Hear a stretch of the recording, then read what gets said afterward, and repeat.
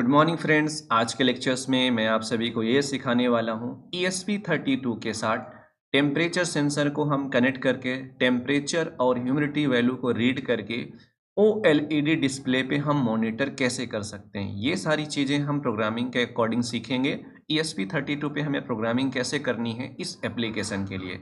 देखिए, पिछले लेक्चर्स में मैंने आप सभी को ये सिखाया था ESP32 के साथ OLED डिस्प्ले की इंटरफेसिंग कैसे करते हैं और OLED डिस्प्ले से रिलेटेड प्रोग्रामिंग के बेसिक कॉन्सेप्ट को सीखे थे।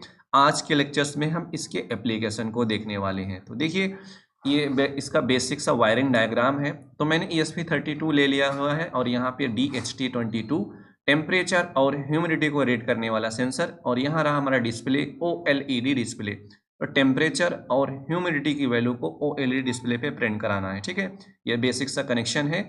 अब हम चलते हैं इस कनेक्शन को सिमुलेटर पे बना लेते हैं और ऑनलाइन सिमुलेटर पे हम इसके प्रोग्रामिंग को करते हैं। उसके बाद हार्डवेयर पे इसकी वर्किंग दिखाएंगे। ठीक है, तो यहाँ से हम देखिए वोकवी ऑनलाइन सिमुलेटर ओपन कर लेना है। यहाँ से हम ESP32 बोर्ड को सेलेक्ट कर लेते हैं। उसके बाद हम पहले वाले टेम्पलेट को यहाँ से सेलेक्ट कर लेते हैं। डिफरेंट टाइप के बोर्ड्स प्रोवाइड किए गए हैं, पर हम बेसिक्स बोर्ड यूज करने वाले हैं ESP32 का। ठीक है, यहाँ से अब हम कर लेते हैं फुल स्क्रीन। ये देखिए पहले हम यहाँ से कनेक्ट कर लेते हैं OLED डिस्प्ले को। यहाँ से सर्च कर लेते हैं OLED।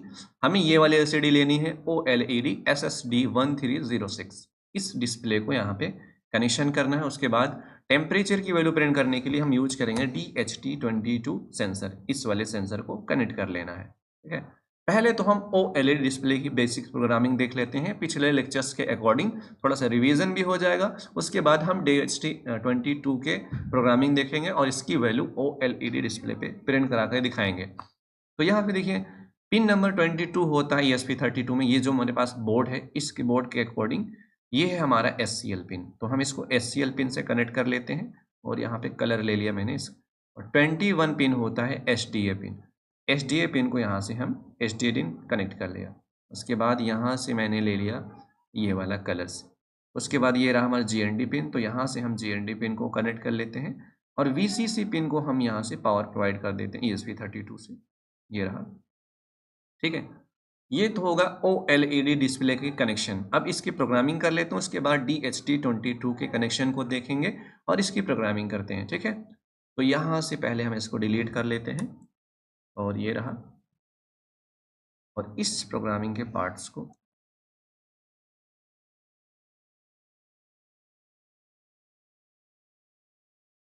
देखिए, जब भी ESP32 के साथ OLED डिस्प्ले को आप कनेक्ट करते हो तो 3 लाइब्रेरी की रिक्वायरमेंट पड़ती है। पहली है I2C लाइब्रेरी।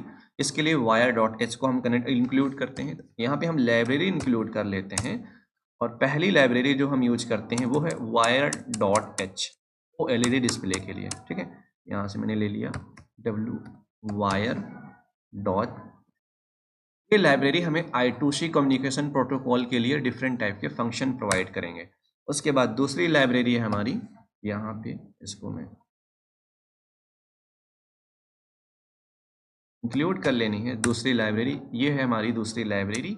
इसके ग्राफिक्स फंक्शन को यूज करने के लिए Adafruit। ठीक है, Adafruit। उसके बाद यहाँ पे GFX। ठीक है, .h हमें ये लाइब्रेरी यूज करनी होती है इस पर किसी शेप को प्रिंट करने के लिए। ठीक है, डिफरेंट टाइप के शेप्स को वगैरह को प्रिंट करने के लिए फंक्शन प्रोवाइड किए जाते हैं इस लाइब्रेरी के अकॉर्डिंग। अब इसकी मेन लाइब्रेरी को अटैच कर लेते हैं। ठीक है, जिसका यूज करके इसके ऑब्जेक्ट हम बनाएंगे। तो इसकी मेन लाइब्रेरी होती है Adafruit। यहाँ से ले लेते हैं Adafruit। मेन लाइब्रेरी है Adafruit। उसके बाद SSD 1306.h SSD 1306.h। तो इसकी मेन लाइब्रेरी होती है। इस मेन लाइब्रेरी में कुछ ऐसे फंक्शन डिफाइन है जो इसके स्क्रीन को क्लियर करने के लिए यूज करते हैं। ठीक है, और इस पर कोई कैरेक्टर्स प्रिंट कराना है या डिस्प्ले कराना है, इसके कोऑर्डिनेट को सेट करना है कि कर्सर किस कोऑर्डिनेट से स्टार्ट होगा प्रिंट करने के लिए, किसी नेम को, किसी नंबर्स को। LCD पे हम नंबर्स को प्रिंट करा सकते हैं, कैरेक्टर्स को प्रिंट करा सकते हैं, ABCD कुछ भी प्रिंट करा सकते हैं, किसी इमेज को भी प्रिंट करा सकते हैं। तो ये लाइब्रेरी हमारी मेन लाइब्रेरी जो इसके डिफरेंट टाइप के फंक्शन डिफाइन है। अब उसके बाद हमें इसका ऑब्जेक्ट बना लेना। ऑब्जेक्ट बनाने के लिए जिस इसकी मेन लाइब्रेरी है, इस ऑब्जेक्ट के लिए इस टाइप ले लेते हैं इसका, और ये बनाने का तरीका होता है, यहाँ पे कॉपी कर लिए। और ये हमारी एक OLED डिस्प्ले है, तो मैंने यहाँ डिस्प्ले लिख दूँ या फिर मैंने ले लिया OLED। अंदर ध्यान से देखो, अंदर पैरामीटर्स डालते हैं, ठीक है। तो यहाँ पे सेमीकोलन, पैरामीटर्स क्या, कितनी इसके हॉरिजेंटल मतलब इसके विड्थ में कितने पिक्सल हैं, इसके हाइट में कितने पिक्सल हैं। तो पहले हम इसके पिक्सल को डिफाइन कर लेते हैं। यहाँ पे पिक्सल को डिफाइन कर लिया। पिक्सल को डिफाइन करने के लिए यहाँ पे मैंने ले लिया, ध्यान से देखिए, स्क्रीन कांस्टेंट डिफाइन कर लिया स्क्रीन नेम से, स्क्रीन और यहाँ पे लिख दिया विड्थ। विड्थ नाम का कांस्टेंट डिफाइन किया, और इस कितनी विड्थ है स्क्रीन की विड्थ में, मतलब यहाँ से लेके यहाँ तक लंबाई के, इसमें लेंथ के अकॉर्डिंग कितने पिक्सल होते हैं, 128 पिक्सल होते हैं। यहाँ पे हम दूसरा डिफाइन कर लेते हैं कांस्टेंट, और इसमें ले लेते हैं, ध्यान से देखिए, यहाँ पे ले लिए स्क्रीन, एक कांस्टेंट डिफाइन कर लेते हैं स्क्रीन हाइट नेम से, HEI, समझ में आएगा। हाइट ने देखो स्क्रीन हाइट, तो स्क्रीन विड्थ के नाम का कांस्टेंट डिफाइन किया, जिसके इसके पिक्सल को डिफाइन कर लिया, स्क्रीन हाइट नाम का कांस्टेंट डिफाइन किया, इसके 4। देखो यहाँ से लेके यहाँ तक 128 पिक्सल होते हैं लेंथ में इसके, यहाँ पे डिफाइन किया। यहाँ ऊपर से लेके नीचे इसके हाइट में इससे पिक्सल होते हैं 64। टोटल पिक्सल इन दोनों को मल्टीप्लाई करो, इसमें टोटल पिक्सल होते हैं। यहाँ पे क्या यूज करेंगे, जब इसका ऑब्जेक्ट बनाते हैं तो कितने पिक्सल हैं हॉरिजॉन्टल और कितने पिक्सल हैं वर्टिकल। उसके बाद यहाँ पे यूज करते हैं एंड वायर, ठीक है, यहाँ पे यूज करना होता है एंड, के बाद हमें यह यूज करना -1। देखो पिछले लेक्चर्स में ऑब्जेक्ट बनाने का तरीका बताया, जिस टाइप की लाइब्रेरी मेन लाइब्रेरी वो यहाँ लिखते हैं, इसका नेम दे दिया ऑब्जेक्ट का OLED डिस्प्ले, 28 पिक्सल हैं विड्थ में, और इसकी मैंने ये डिफाइन करना पड़ता है इस OLED ऑब्जेक्ट में कितने पिक्सल हैं, तब जाके इस ऑब्जेक्ट को डिफरेंट फंक्शनों के साथ यूज कर सकते हो आप सभी। 128 पिक्सल, 64 पिक्सल ऊपर से नीचे। वायर डॉट मतलब लिखने का मतलब है ये I2C कम्युनिकेशन प्रोटोकॉल करता है कंट्रोलर के साथ, कंट्रोलर इसके साथ I2C कम्युनिकेट करेगा। और -1 का मतलब है इसमें कोई भी एक्सटर्नल रीसेट बटन नहीं किए गए हैं यूज, इसको एक्सटर्नल इसको रीसेट करने के लिए इसको लिखा जाता है, ठीक है। ये तो हो गया। इसके होने के बाद अब हमें क्या करना है, ध्यान से देखिए, हम इनिशियलाइजेशन कर लेते हैं LCD को। LCD इनिशियलाइजेशन करने का तरीका, इफ के अंदर यहाँ लिख दिए, इफ के अंदर लिख दिए नॉट ऑपरेटर यूज करते हैं पिछले लेक्चर्स के अकॉर्डिंग, और फंक्शन यूज करते हैं OLED और बिगिन फंक्शन, ठीक है। और बिगिन फंक्शन के अंदर हम यूज करने वाले हैं SSD 1306, उसके बाद यहाँ पे I2C, उसके बाद यहाँ लिखेंगे एड्रेस। देखो पिछले लेक्चर्स में मैंने इसको नहीं यूज किया था, आप यूज कर सकते हैं इस कॉन्सेप्ट को। यहाँ पे यूज कर सकते SSD 123 एड्रेस, और इसका एड्रेस है कितना, एड्रेस, और यहाँ पे अब इसका एड्रेस डालते हैं, ठीक है। इसके अंदर OLED.begin फंक्शन के अंदर, क्योंकि ये I2C कम्युनिकेट करेगा इसके साथ, इसलिए मैंने ये कांस्टेंट डाला हुआ है SSD 130 I2C एड्रेस। और यहाँ एड्रेस कौन सा होना चाहिए, इसका एड्रेस है 0x3, sorry different by default, जो मेरे पास OLED डिस्प्ले है सिमुलेटर पे, आपके पास जो होगी डिफरेंट हो भी सकता है, बट आप कोशिश करना इस एड्रेस को डाल के। अब क्या होगा, आज हमें इसके अंदर क्या प्रिंट कर लेना है, इसके अंदर हमें प्रिंट करा लेना है, यहाँ के अंदर प्रिंट करा लेना है सीरियल। देखो सीरियल यहाँ पे फंक्शन यूज कर लेते हैं सीरियल मॉनिटर प्रिंट करने के लिए, बिगिन सीरियल डॉट बिगिन, यहाँ पे लेते हैं ये वाली वैल्यूज, ठीक है। अब सीरियल मॉनिटर पे चेक करने के लिए हमारा ये OLED डिस्प्ले ESP32 के साथ कम्युनिकेट कर रहा है कि नहीं, इसके लिए यहाँ पे फंक्शन यूज कर serial dot print ln function, और इसके अंदर मैं लिखूंगा फ्लैश मेमोरी यूज करने के लिए, ठीक है। और इसके बाद f के अंदर हमें लिखना है, यहाँ पे कुछ भी वैल्यू लिख सकते हो, यहाँ पे SD1306 not working, not working, ये वर्क नहीं कर रहा है। अगर ये कंडीशन इफ के अंदर ये कंप्लीट स्टेटमेंट में ट्रू हुआ तो ये प्रोग्राम यहाँ चलेगा। और कब तक कोशिश करना है कंट्रोलर, ये कब तक ट्राई करेगा, मैं चाहता हूँ ये ट्राई करता रहे कंट्रोलर, जब तक कम्युनिकेशन स्टार्ट ना हो जाए तब तक ये ट्राई करे। इसके लिए हमेशा ट्राई करने के लिए इनफाइनाइट टाइम तक यहाँ भी यूज करेंगे वाइल, और वाइल के अंदर डाल देंगे ट्रू, हमेशा के ट्रू, मतलब इनफाइनाइट लूप्स बना दिया मैंने।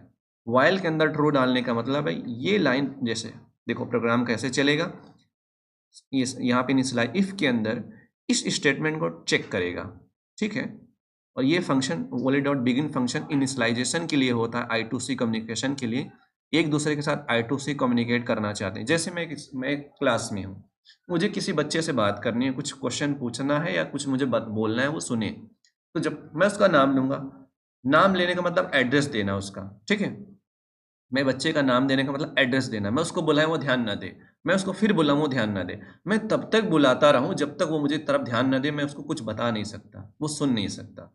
ये प्रोसेस मैं करता रहूंगा जब तक वो ध्यान नहीं देगा। सेम यही एग्जांपल है नॉट ओ, देखो O L dot begin function के अंदर एड्रेस, मतलब ये कंट्रोलर इसके एड्रेस को चेक करेगा, एड्रेस परफेक्ट रहेगा तो ये कंप्लीट फंक्शन, मतलब ये कंप्लीट पर्सन क्या ट्रू हो जाएगा, मतलब कम्युनिकेशन के लिए रेडी हो जाएगा। जब मैं किसी बच्चे को बोलूँ मुझे सुनने लगे एक ही बार में, अगर ये ट्रू हुआ तो ये तो फॉल्स हो जाएगा, नॉट ऑपरेटर। बट अगर मैं बच्चे को बुलाया वो सुने ही नहीं तो ये कंडीशन क्या हुआ, फॉल्स हो गया। और मतलब ये तो फॉल्स हो गया, बट नॉट ऑपरेटर ने ट्रू कर दिया। इसका ट्रू होने का मतलब क्या हुआ, SSD नॉट वर्किंग। और वाइल ट्रू का मतलब मैं बार बार बुलाता रहूंगा, तो हमेशा कंट्रोलर बार बार ESP32 कंट्रोलर ओलेड डिस्प्ले को बार बार एड्रेस देके बोलता रहेगा, चेक करता रहेगा, मैं आपको साथ कम्युनिकेट करने के लिए रेडी हूँ, चेक करता रहेगा। वाइल ट्रू का मतलब यही हुआ, इनफाइनाइट टाइम तक ये प्रोग्राम चलता ही रहेगा इफ के अंदर। अगर ये इसके साथ कम्युनिकेशन करना रेडी हो गया, बोलेगा हाँ मैं रेडी हूँ, वो बच्चा, जैसे मैं किसी बच्चे को बोले सुन लिया, तो मतलब मैं समझ जाऊँ हाँ वो रेडी है एड्रेस के साथ, उसके नेम के साथ, तो ये कंडीशन फॉल्स हो जाएगा, ये टोटल फॉल्स हो जाएगा, इफ के अंदर प्रोग्राम आगे नहीं जाएगा और प्रोग्राम हमारा बाहर आ जाएगा, ठीक है। अब बाहर आएगा, यहाँ तो मैंने थोड़ा सा डिले लगा दिया ताकि ये थोड़ा सा, जैसे कि ये इनफाइनाइट टाइम बहुत जल्दी जल्दी करेगा, उसके बाद जैसे कम्युनिकेशन रेडी हो जाएगा कम्युनिकेट करने के लिए, तो उसके बाद प्रोग्राम बाहर आएगा और डिले पे आएगा, तो मैं इसको रोक दूंगा थोड़ी देर के लिए, वाइट सेटअप प्रोग्राम को, मेन वाइट सेटअप फंक्शन को रोक दूंगा, इसके अंदर जो भी टास्क हो रहे हैं। रोकने के बाद अब हमें वाइड लूप में चलना है, ठीक है। अब वाइड लूप में क्या करना है, हमें टेम्परेचर की वैल्यू प्रिंट करनी है, ठीक है। अब टेम्परेचर की वैल्यू प्रिंट करने के लिए अब यहाँ पे क्या करेंगे, कनेक्शन कर लेते हैं, ये हमारा VCC यहाँ से कनेक्ट कर दिया, ये रहा हमारा GND, ठीक है। और ये रहा SDA पिन, ये मतलब SDA मतलब सीरियल डेटा पिन, इसको मैंने कनेक्ट पिन नंबर 14 से, ठीक है।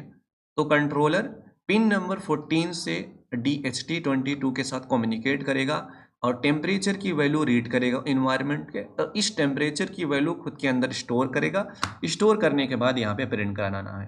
बट ये चीज़ सारी चीज़ें करने के लिए हम कंट्रोलर पे प्रोग्रामिंग कर रहे हैं, तो हमारी प्रोग्रामिंग के अकॉर्डिंग कंट्रोलर सेम वैसे करता है जैसा हम प्रोग्रामिंग के अकॉर्डिंग इसको वर्क कराना चाहते हैं। अब ध्यान से देखिए, अब जब भी ESP32 या आर्डिनो यूनो के साथ टेम्परेचर सेंसर को कनेक्ट किया जाता है तो यहाँ पे इसकी लाइब्रेरी अटैच करनी होती है, ठीक है। तो इसके लिए लाइब्रेरी अटैच कर लेते हैं, इंक्लूड DHT.h नाम की लाइब्रेरी अटैच कर लेते हैं कि जैसे कि इसके लिए हमने लाइब्रेरी अटैच कर लिया टेम्परेचर सेंसर के लिए DHT.h। इस लाइब्रेरी को अटैच करने के बाद इसका हम ऑब्जेक्ट बना लेते हैं, तो यहाँ पे कहीं भी बना सकते हो। ऑब्जेक्ट बनाने के लिए पहले इसके पिन को हम डिफाइन कर लेते हैं कि पिन नंबर 14 से रीडिंग लेना चाहते हैं, तो इस पिन को यहाँ पर डिफाइन कर लेते हैं, यहीं पे या फिर यहाँ पे सिंपली सेपरेट कर देता हूँ मैं। डिफाइन मैंने यहाँ पे जैसे नाम रख दिया, इसका नाम रख दिया HT, ठीक है, इन, या फिर थोड़ा सा नेमिंग मैच इसलिए मैं करता हूँ ताकि प्रोग्राम को कोई भी पढ़ के रीड कर सके। DHT पिन, और इस पिन की वैल्यू क्या लेनी है, क्योंकि किस पिन से कनेक्टेड है कंट्रोलर का, पिन नंबर 14। ये तो हो गया। अब इसका ऑब्जेक्ट बना लेते हैं। ठीक है, ऑब्जेक्ट बनाने का तरीका, जिस टाइप की लाइब्रेरी उसको यहाँ पे लिखते हैं। उसके बाद ये कैसा सेंसर है, ये सेंसर है DHT22 है। कोई भी रख, माई DHT रख सकते हो, कुछ भी XYZ आप इसका नेम कर सकते हो ऑब्जेक्ट बनाने के लिए, और इसी ऑब्जेक्ट को डिफरेंट फंक्शन के साथ यूज कर सकते हो, क्योंकि यहाँ पे लाइब्रेरी अटैच किए हुए हो। तो इसके अंदर बेशक ऐसा करिए, तो किस पिन से कनेक्टेड है, पिन नंबर 14 से। तो यहाँ पे कांस्टेंट को यूज कर लो, डायरेक्ट या फिर 14 यूज कर सकते हो, बट इस 14 को हम डिफाइन किए इस कांस्टेंट में, इसमें, तो इसकी वैल्यू यहाँ पे मैंने ले लिया, कॉपी कर लिया, और ये ऑब्जेक्ट बनाने में यहाँ पे मैंने पेस्ट कर दिया। उसके बाद कॉमा, उसके बाद यहाँ पे टाइप डालते हैं। इसका टाइप, जैसे आपके टेम्परेचर सेंसर है 11, यहाँ पे मेरे पास 22, तो 11 हो 11 डालो, और 22 है तो 22 डालो, तो यहाँ डाल दिया 20 DHT22। यहाँ पे टाइप लिखा जाता है, यहाँ पे पिन लिखा जाता है। ठीक है, यहाँ पे पिन और यहाँ पे टाइप, यहाँ पे लगा देंगे सेमीकोलन।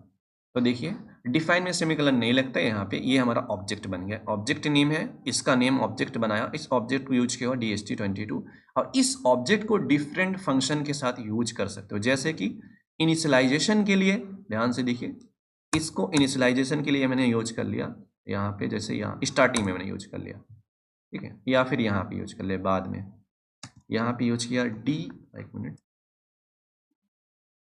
22। ऑब्जेक्ट को किस फंक्शन के साथ, देखो जब ऑब्जेक्ट बना लेते हो तो इसको फंक्शन के साथ यूज कर सकते हो, विदाउट ऑब्जेक्ट आप फंक्शन का यूज नहीं कर सकते, इसलिए ऑब्जेक्ट बनाना पड़ता है। तो यहाँ पे रख दिया DHT। अब बिगिन फंक्शन यूज कर लेते हैं, यहाँ पे DHT.begin, और इसके लिए यहाँ पे बिगिन फंक्शन यूज कर लिया, सिंपल सा, यहाँ पे लगा दिया सेमीकोलन। ये इसके साथ इनिशियलाइजेशन हो गया, और हम यहाँ चाहते हैं LCD को, इस OLED डिस्प्ले को क्लियर कर लें, तो इसके लिए OLED क्लियर। ठीक है, और क्लियर क्या करना है, हमारा डिस्प्ले है, क्लियर डिस्प्ले। ठीक है, यहाँ पे OL.display, ये रहा क्लियर डिस्प्ले। तो यहाँ ऑलरेडी, जैसे यहाँ LED यूज किया हुआ है, तो ये मैंने यहाँ पे क्या किया, यहाँ पे इसको डिफाइन किया है ना, OLED डिस्प्ले एक ऑब्जेक्ट है, तभी जाके इस ऑब्जेक्ट को इस फंक्शन के साथ यूज कर सकते हैं। क्या होगा, इस लाइन से ये इसके साथ इनिशियलाइजेशन करेगा, होने के बाद DHT22 इनिशियलाइजेशन हो जाएगा, और उसके बाद यहाँ पे LCD को हम क्लियर कर लेंगे। क्लियर करने के बाद अब हमारा काम क्या है, ध्यान से देखिए। अब हम चलते हैं कंट्रोलर का यूज, कंट्रोलर से टेम्परेचर यूज कर ले, रीड कर लेते हैं कंट्रोलर से DHT22 के साथ, और टेम्परेचर की वैल्यू स्टोर भी कर लेते हैं। टेम्परेचर को रीड करने के लिए यहाँ पे हम फंक्शन यूज करते हैं, ऑब्जेक्ट को, जो ऑब्जेक्ट बना है, और इस फंक्शन को यूज करते हैं रीड, ये रहा READ, रीड टेम्परेचर, TE, ये रहा टेम्परेचर, और इस फंक्शन से क्या हो जाएगा, रीडिंग ले लेगा, और यहाँ पे लगा देंगे सेमीकोलन। तो ऑब्जेक्ट को रीड टेम्परेचर फंक्शन का यूज करके ये फंक्शन कंप्लीट टेम्परेचर की वैल्यू सेल्सियस में प्रोवाइड करेगा, और इसकी वैल्यू डेसिमल में होगी।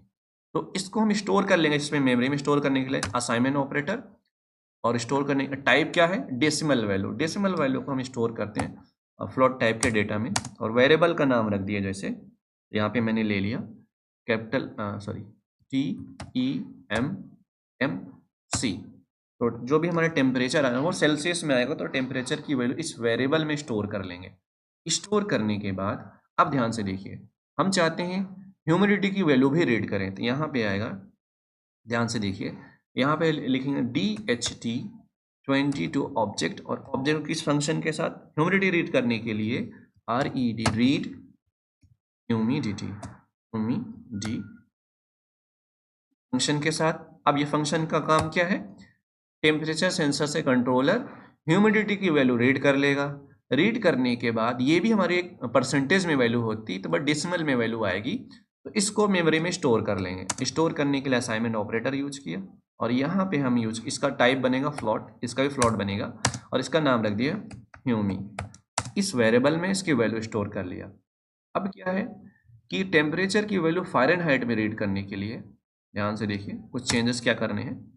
फ़ारेनहाइट में रीड करने के लिए यहाँ पे ट्रू डाल देते हैं, ठीक है, फ़ारेनहाइट की वैल्यू रीड होगी और यहाँ सी की जगह मुझे ले लेना है कैपिटल एफ। अब टेम्परेचर की वैल्यू यहाँ ट्रू डालने पे DHT.read टेम्परेचर इन ट्रू, इसका मतलब ये कंप्लीट फंक्शन टेम्परेचर की वैल्यू फ़ारेनहाइट में प्रोवाइड करेगा और इसकी वैल्यू डेसिमल में होगी, तो डेसिमल वैल्यू को फ्लोट टाइप के डेटा टाइप में यहाँ स्टोर कर ले इस वेरिएबल में। इस वेरिएबल का टाइप है फ्लोट क्योंकि इसकी वैल्यू डेसिमल में है, इसके मेमोरी में तीनों वैल्यूज स्टोर हो जाएगा। स्टोर होने के बाद अब हम चेक करते हैं कि जो रीडिंग मिल रही है क्या कंट्रोलर इससे टेम्परेचर सेंसर के साथ कम्युनिकेट किया हुआ है कि नहीं, मतलब इसके साथ कम्युनिकेट कर रहा है कि नहीं, टेम्परेचर रीड कर रहा है कि नहीं, इसके लिए टेस्टिंग करते हैं। इफ़ का यूज करते हैं, इफ़ स्टेटमेंट में डालते हैं इफ़ के अंदर क्या इज नेन फंक्शन, इज नेन, और इस नेन फंक्शन के अंदर जिस वेरिएबल में टेम्परेचर की वैल्यू स्टोर है उसको चेक करते हैं। इज नेन फंक्शन यहाँ पे लिख दिया EEMMC। उसके बाद यहाँ पे यूज करेंगे और ऑपरेटर, यहाँ पे यूज कर लेंगे और यहाँ लिखेंगे इज नेन फंक्शन के अंदर अब डालेंगे ह्यूमिडिटी HUMI ह्यूमी। उसके बाद हम और चेक कर लेंगे ऑपरेटर के साथ, तीन वैल्यूज चेक कर रहे हैं ना, तीन वैल्यूज को ऐसे लिखते हैं इज नेन फंक्शन के अंदर क्या यहाँ पे टेम्प सॉरी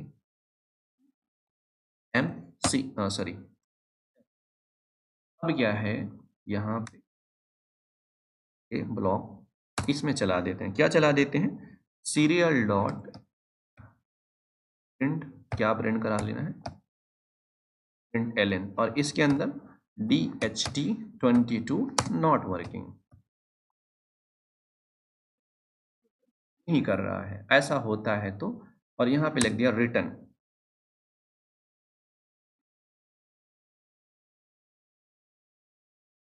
यहाँ पे लगा दिया सेमीकोलन। इस देखो इसको इन फंक्शनों से टेम्परेचर की वैल्यू, ह्यूमिडिटी की वैल्यू और इसमें स्टोर कर लिया। अब हमने क्या किया, टेस्टिंग किया। इफ इज नेन फंक्शन के अंदर अगर ये नंबर नहीं है, ये भी नंबर नहीं है, ये भी नंबर नहीं, इसका मतलब इन तीनों में से कोई वैल्यू अगर रीड नहीं होगी प्रोग्राम इसके अंदर जाएगा और DHT नॉट वर्किंग, जब वर्क नहीं करेगा तो रीडिंग ही नहीं मिलेगी, तो हमने ये कर दिया। और रिटर्न का मतलब है कि हमें आउटपुट मिलेगा, ठीक है, रिटर्न मतलब ये कंप्लीट आउटपुट मिलेगा। अगर ये रीड नहीं कर रहा है तो, या मान लो मान लो वायर नहीं लगाया हो तो ये तो हो गया, बट इस पे वर्क करता है तो अगर जब वर्किंग में है टेम्परेचर सेंसर इसके साथ कम्युनिकेट करेगा, टेम्परेचर की वैल्यू रीड होगी तो सारी वैल्यूज रीड होगी, तो ये कंडीशन फॉल्स हो जाएगा। इफ के अंदर सारी कंडीशन फॉल्स हो जाएगी, सारी फॉल्स होने का मतलब है प्रोग्राम अंदर जाएगा ही नहीं। जब बाहर जाएगा तो हम सारी वैल्यूज को प्रिंट करा लेते हैं OLED डिस्प्ले पे। अब हम चलते हैं OLED डिस्प्ले की प्रोग्रामिंग देखते हैं। अब यहाँ से पहले हमारा OLED डिस्प्ले है, इस पे जो भी वैल्यू प्रिंट करना है तो इसको हम क्लियर कर लेते हैं, इसकी स्क्रीन को क्लियर, एक ये रहा क्लियर, और उसके बाद क्लियर में आता डिस्प्ले, क्लियर डिस्प्ले नाम का फंक्शन यूज किए और यहाँ पे लगा दिए सेमी, ये तो इसकी डिस्प्ले की वैल्यूज को क्लियर कर लिया। क्लियर करने के बाद जो भी टेक्स्ट यहाँ पे प्रिंट करना चाहते हैं नेम, उसके साइज को यहाँ पे डाल देते हैं, सेट कर लेते हैं। साइज सेट करने के लिए यहाँ यूज करते हैं OLED डॉट सेट, यहाँ पे टेक्स्ट साइज क्या सेट करना है SIZ, ये वाले फंक्शन से इसके साइज को सेट करना है, यहाँ पे 1 लेते हैं क्योंकि मिनिमम वैल्यू हम 1 ही सेट करते हैं तो सारी वैल्यूज परफेक्ट दिखे। उसके बाद जो टेक्स्ट प्रिंट होगा इसका कलर कैसा होना चाहिए, white, OLED dot set text COLR colour, ये फंक्शन से, और यहाँ पे यूज करें WHITE वाइट, ये हमारा वाइट कलर का होना चाहिए, ठीक है, वाइट कलर। अब उसके बाद हम कोऑर्डिनेट सेट करते हैं, किस कोऑर्डिनेट पे इसकी वैल्यू प्रिंट होनी चाहिए, टेम्परेचर की वैल्यू। यहाँ पे ले लिया OLED एक फंक्शन है अब यहाँ पे सेट कर्सर नाम का, यहाँ पे कर्सर नाम का फंक्शन यूज करेंगे। जैसे मैं चाहता हूँ यहाँ से मिडिल में प्रिंट हो, यहाँ मिडिल में, तो यहाँ लिखेंगे, यहाँ पे देखिए क्या वैल्यूज लेते हैं, यहाँ पे x की वैल्यू फिर कॉमा y की वैल्यू, मतलब x एक्सिस पे कहाँ प्रिंट होना चाहिए, तो मैं चाहता हूँ मिडिल में हो, ठीक है, बिल्कुल मिडिल में लेने के लिए यहाँ पे ले लिया 20, ठीक है, और यहाँ पे ले लिया, ये भी ले लिया मैंने 20, 20 ये ले लिया सिंपल सा। इस कोऑर्डिनेट में टेम्परेचर की वैल्यू प्रिंट होगी। प्रिंट करने के लिए अब मैंने क्या लिया, OLED dot print. Print function use करेंगे, ध्यान से देखिए। प्रिंट के बाद देखिए क्या प्रिंट करना है, टेम्परेचर की वैल्यू, तो यहाँ पे हम यूज कर लेंगे प्रिंट करने के लिए इसकी वैल्यूज को OLED डॉट प्रिंट, और यहाँ पे लिख लीजिए डबल इन्वर्टेड कॉमा में, फ्लैश मेमोरी यूज करने के लिए इस पे फ्लैश पे टेम्परेचर, और यहाँ पे मैंने यूज कर लिया ये, इतनी स्पेस तो होनी चाहिए, इतना मैंने इसमें स्पेस डाल दिया। और इसकी वैल्यू टेम्परेचर की वैल्यू, ये तो हो गया नेम प्रिंट कराना। नेम प्रिंट कराने के बाद इसकी वैल्यू को प्रिंट करा लेते हैं, OLED डॉट प्रिंट, ठीक है। और यहाँ पे लग दिए, यहाँ पे लिख दिया प्रिंट, और इसके अंदर लिख दिया जो हम वेरिएबल में डेटा स्टोर TEMMC, इस वेरिएबल में जो भी वैल्यू हमारी प्रिंट है ये प्रिंट हो जाएगी इस कोऑर्डिनेट में। प्रिंट होने के लिए हमें डिस्प्ले फंक्शन यूज करने हैं, ठीक है, लास्ट में। ये तो अगर टेम्परेचर की वैल्यू प्रिंट करने के लिए, उसके बाद यहाँ पे OLED डिस्प्ले फंक्शन को यूज कर लेते हैं, डिस्प्ले OLED डॉट डिस्प्ले, हाँ ठीक है। तो दिखेगा, पिछले लेक्चर्स में डिटेल्स में मैंने बताया हुआ इस फंक्शन को, तो बहुत ज़्यादा बताने की ज़रूरत नहीं है।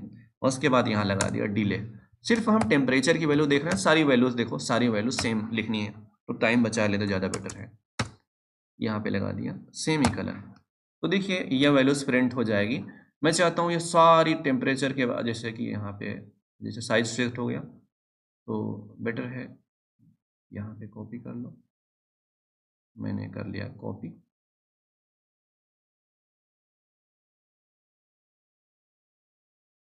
ये नहीं कॉपी करो, देखो यहाँ से कॉपी करो इतनी वैल्यूज, ठीक है, कॉपी कर लिए। कॉपी करने के बाद यहाँ पे थोड़ा सा स्पेस और दो, अलग अलग वैल्यूज कर लिए। अब यहाँ पे हम प्रिंट कराने वाले हैं, टेम्परेचर हो गया। अब यहाँ इस कोऑर्डिनेट चेंज करते हैं, नीचे प्रिंट करना चाहते हैं एक्स की वैल्यू पे, यहाँ पे ले लिया मैंने वाई, यहाँ पे ले लिया 30, ठीक है। इस पोजीशन में इसकी वैल्यू प्रिंट होगी, यहाँ पे ह्यूमी वैल्यू है, ह्यूमिडिटी प्रिंट कराना चाहते हैं तो यहाँ पे लिख लिया HUM ह्यूमिडिटी, ठीक है। और यहाँ पे हम लिख देंगे, अब इसकी वैल्यूज पास करेंगे ह्यूमी, और उसके बाद ये हमारा डिस्प्ले हो जाएगा। और यहाँ पे टेम्परेचर की वैल्यू हम यहाँ लेंगे फ़ारेनहाइट, पोजीशन मैंने लिख लिया, यहाँ पे ले लिया 50, ठीक है। पहले 20, 30, 50, पहले टेम्परेचर, ह्यूमिडिटी और फ़ारेनहाइट में वैल्यूज प्रिंट होंगी। तो ये रहा कंप्लीट प्रोग्राम इसका। इसके वर्किंग को, सिमुलेटर को ऑन कर लेते हैं।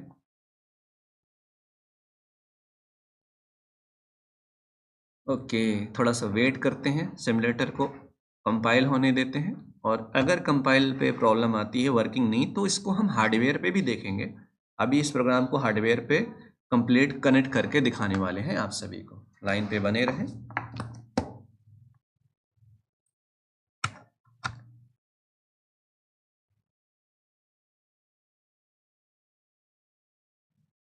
ओके, कभी कभी क्या होता है, internet is very slow.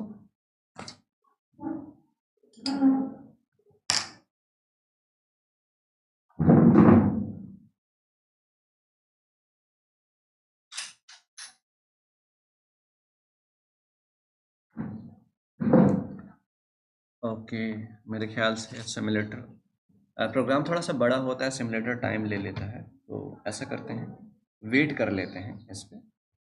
Wait तो करना ही पड़ेगा काम के लिए, हार्डवेयर पे दिखाने वाला हूँ मैं, एक बार चल जाए तो ठीक है, नहीं तो हार्डवेयर पे इसको हम दिखाते हैं हार्डवेयर पे। मेरे ख्याल से नहीं, सिमुलेटर वर्क नहीं कर, ओके। तो दोनों लाइब्रेरी इंस्टॉल हो चुकी है, उसकी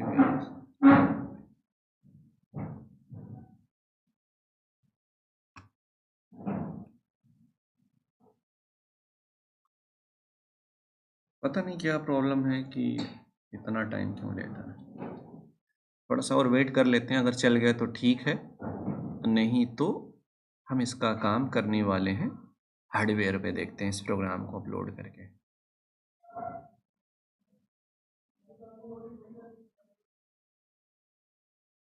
वैसे सिमुलेटर में प्रॉब्लम हो रही है, ऐसा करते हैं हार्डवेयर पे चलते हैं, ठीक है, बहुत ज़्यादा टाइम वेस्ट नहीं कर सकते। इसके कनेक्शन को दिखाता हूँ हार्डवेयर पे कैसे करने हैं, और कनेक्शन के साथ साथ हम इसके पूरी वर्किंग को समझाने वाले हैं। इस पे ओलेड डिस्प्ले पे वैल्यूज़ कैसे प्रिंट हो रही, और मेरे रूम का टेम्परेचर कितना, अभी ठंड आ गई है तो टेम्परेचर कम ही होगा, ठीक है। ओके, मिलते हैं हार्डवेयर। दोस्तों, सॉफ्टवेयर पे प्रॉब्लम आ रही थी सिमुलेटर पे, इसलिए मैं इस चीज़ को हार्डवेयर पे दिखाना चाहता हूँ, ठीक है। तो ऐसा करते हैं, मैंने केबल को लगा दिया, प्रोग्राम को अपलोड कर दूँ एक साइड से, उसके बाद दूसरे साइड से हम इसके कनेक्शन को कर लेते हैं, ठीक है।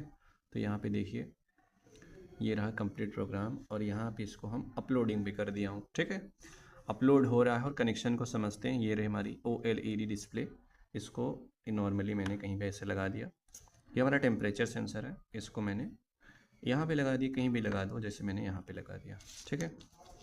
तो यहाँ से क्या करता हूँ, पहले पावर ले लेता हूँ, ये रहा ESP32 से मैंने इसको पावर दे दिया, ठीक है।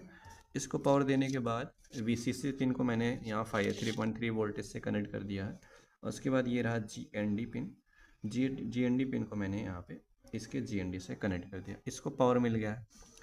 अब ध्यान से देखिए, इसके SDA पिन और SCL पिन को कनेक्ट कर लेते हैं। तो ये रहा इसका 21, ये रहा इसका SDA पिन, ठीक है, और इसको कनेक्ट कर लेते हैं, ये रहा इसका SDA पिन, और इसके SCL पिन को कनेक्ट कर लेते हैं, ये, ठीक है, ये रहा इसका SCL पिन, ठीक है। अब जैसे कि हमारा इस पर प्रोग्राम अपलोड हो गया है, ठीक है, इस पर प्रोग्राम अपलोड हो गया है। अपलोड होने के बाद ध्यान से देखिए, अब हमें क्या करना है, कनेक्शन को देखते हैं कैसे करना है। ये तो हमारा सिंपल सा कनेक्शन हो गया। अब इसको देखो, ये हमारा VCC पिन है टेम्परेचर सेंसर का, तो हम इसको यहाँ सिंपली कनेक्ट कर लेते हैं, VCC पिन। उसके बाद ये इसका GND पिन हो गया, और उसके बाद ये इसका पिन है, सॉरी ये वाला हमें यूज करना मेल टू फीमेल, ये इसका आउटपुट पिन हो गया। तो GND को मैंने यहाँ पे कनेक्ट कर लिया इसके GND से, और यहाँ पे इसको मैंने जैसे दे दिया, पावर दे दिया, ठीक है। पावर देने पे देखिए हमारा टेम्परेचर सेंसर ऑन हो चुका है, और कुछ नहीं करना, सिंपल सा। अब इसके पिन नंबर 14 से कनेक्ट कर लेना है, कहाँ गया, ये रहा इसका 14 पिन नंबर 14। तो मैंने क्या किया, पिन नंबर 14 से कनेक्शन कर लिया। इस पे देखिए अब टेम्परेचर की वैल्यू कैसे प्रिंट होगी, अब इसको देखते हैं। तो देखो, मैंने प्रोग्राम को अपलोड कर दिया है, अब इसकी वैल्यूज़ को देखो, जहाँ जैसा मैंने कोऑर्डिनेट सेट किया उसके अकॉर्डिंग ये वैल्यू प्रिंट हो रही है। यहाँ पे देख सकते हैं टेम्परेचर है 24.20, ह्यूमिडिटी 64%, और टेम्परेचर हमारा फ़ारेनहाइट में है 75.56 वैल्यू, ठीक है। तो देख सकते हैं टेम्परेचर की वैल्यू हम कैसे प्रिंट करा सकते हैं। देखिए, सिमुलेटर में मैंने थोड़ा सा मिस्टेक यहाँ पे किया था, ध्यान से देखो, यहाँ पे मैंने लिखा हुआ था टेक्स्ट, यहाँ पे लिखा टेक्स्ट साइज, यहाँ TA लिख दिया था, TA नहीं TE होता है टेक्स्ट साइज, ठीक है। तो आप जब भी प्रोग्रामिंग करें, यहाँ A की जगह E जरूर लिखना, सारी जगह E रहेगा, बाकी सारे प्रोग्राम, और डिले की जगह E गायब हो गया था, ठीक है।